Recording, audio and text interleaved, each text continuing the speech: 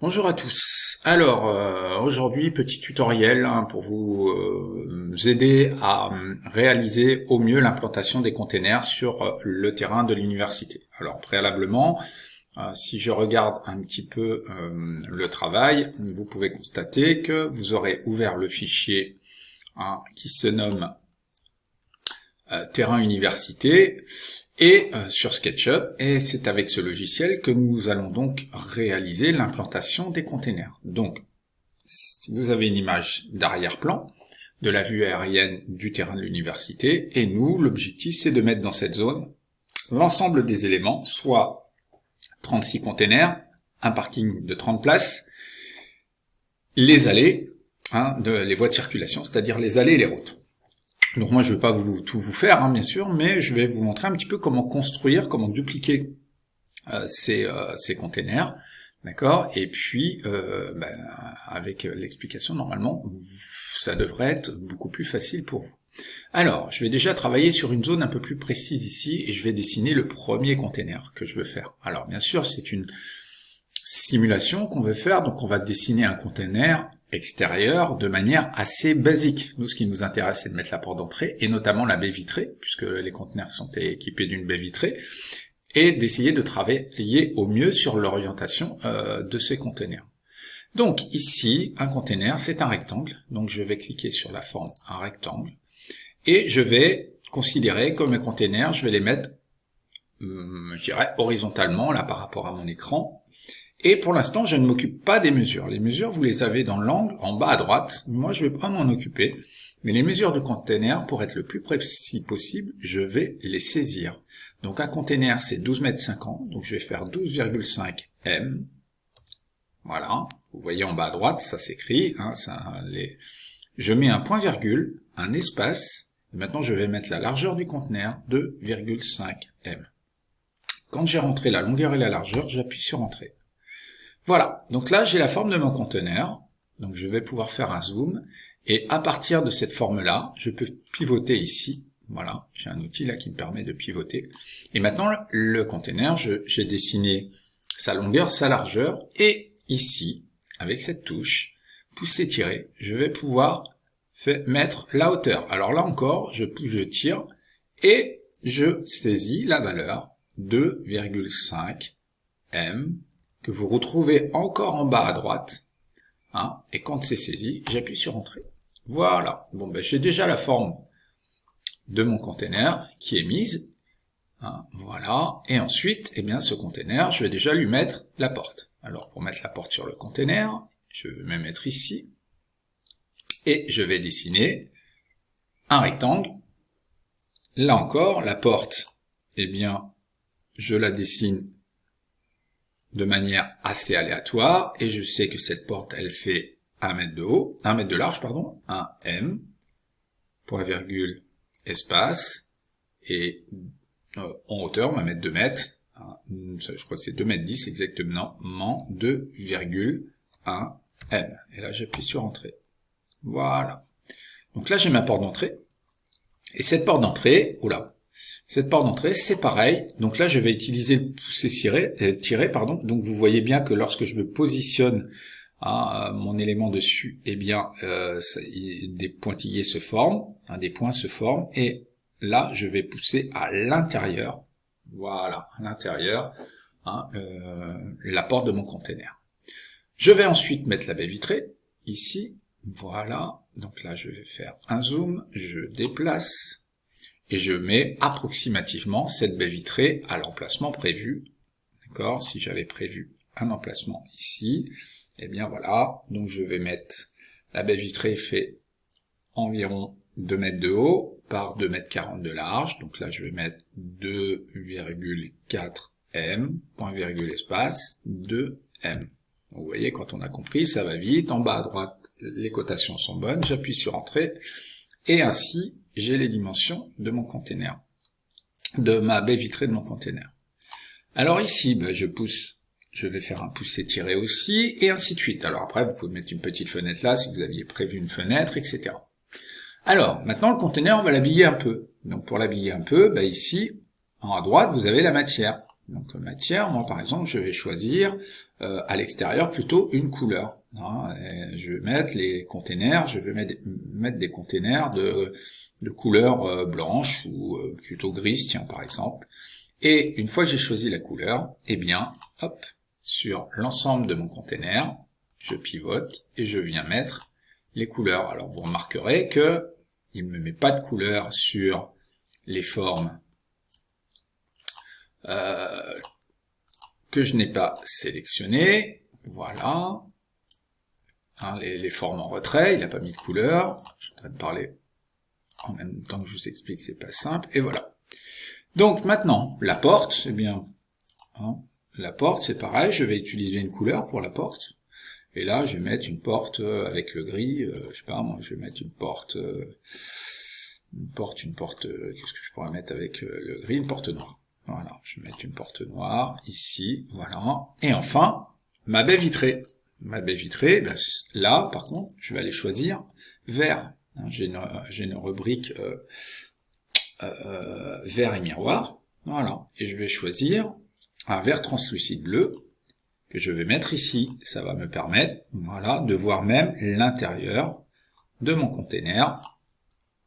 Voilà, ici. Donc ce container, il est terminé. Donc quand il est terminé, eh bien, je vais pouvoir créer, parce que là, actuellement, toutes mes formes, vous voyez, quand je clique, toutes mes formes sont dissociées. Et le problème, quand je vais vouloir dupliquer, l'erreur que je risque de faire, c'est de ne dupliquer, par exemple, que la baie vitrée, ou que ce mur-là, etc. Donc en fait, ça, je vais le sélectionner dans un premier temps. Donc toujours de manière assez précise, je vais faire un clic droite, et je vais créer un composant. Voilà. Et ce composant, donc là, je vais l'appeler container, tout simplement. Voilà. Donc là, j'ai créé un composant qui s'appelle container. Alors vous allez me dire, ça sert à quoi? Qu'est-ce que ça va donner de plus? Eh bien, regardez, si je désélectionne et que maintenant je sélectionne, il ne va pas me sélectionner qu'une face, mais il va me sélectionner l'ensemble du container. Donc après, ben c'est beaucoup plus simple lorsque je veux, lorsque je vais vouloir dupliquer le composant. Alors, je peux bien sûr éclater le composant, c'est-à-dire si je me rends compte que je me suis trompé sur le composant, que je veux rajouter une fenêtre, eh bien je vais l'éclater, remodifier le composant et le regrouper ensuite l'ensemble des formes.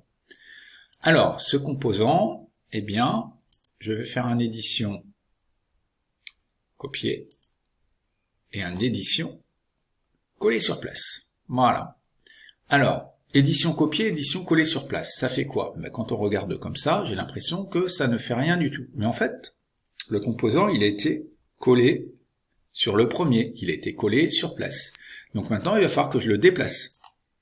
Donc là, je vais me mettre ici, je vais cliquer, et là, vous allez voir que si, voilà, là, en bougeant, je vais déplacer le composant. Alors voilà, je vais le déplacer ici, par exemple. Je vais en mettre un deuxième ici. Voilà. Donc, et ainsi de suite. Donc là, je déplace. Voilà. Je resélectionne mon composant. Donc, j'utilise pour le sélectionner ces flèches-là. Je clique ici. Édition. Copier. Édition. Coller sur place. J'utilise déplacer. Je me mets au-dessus et je le déplace. Alors si, voilà, s'il se met pas correctement, voilà, hop, édition, coller sur place, et ainsi de suite. Tac, et là je le déplace ici. Alors, ces containers, ce qui serait bien, c'est qu'ils aient à peu près, je dis bien à peu près, le même écart quand je les positionne, même si on n'est que sur de la simulation, par exemple, on va considérer que entre ici et ici, ce serait bien que j'ai au moins 2 mètres d'espace, d'accord? Donc, vous pouvez utiliser pour cela l'outil mètre et mesurer.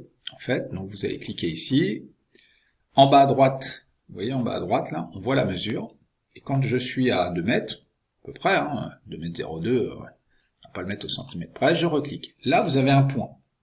D'accord? Ce point, ben, ça va vous permettre de nouveau de prendre le container d'à côté, d'accord? avant de le prendre, il faudra que je le sélectionne.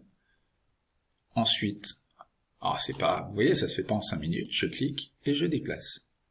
Et là, je sais que lui, il est à 2 mètres l'un de l'autre. Alors si 2 mètres c'est pas suffisant, vous en mettez un de plus, vous mettez 3 mètres. On verra, de toute façon, en classe, on va discuter de ce qui paraît être le mieux ou pas en termes de disposition, et ainsi de suite. Donc là, j'arrive à 2 mètres, je clique, j'ai un petit trait là qui apparaît, donc je vais prendre ensuite le container, je sélectionne, et je le déplace. Voilà. Et je l'aligne ici. Et ainsi de suite. Alors, quand on a compris ça, eh bien, on peut même être encore plus gourmand, parfois, d'accord, et sélectionner 3 conteneurs d'un coup. Donc je vais sélectionner 3 conteneurs, édition, copier, édition, coller sur place. Si je les colle sur place, je prends les containers, et là, j'en déplace 3 autres, et ça fait 6 containers de réaliser. Et ainsi de suite.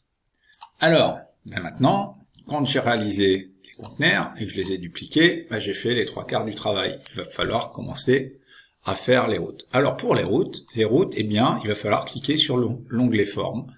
Et sur les routes, eh bien, vous avez 2 solutions. Soit vous voulez faire, par exemple, un rectangle, parce que le parking, je dis n'importe quoi, voilà, vous le faites ici, vous rentrez les mesures, et vous voulez faire un parking ici, voilà.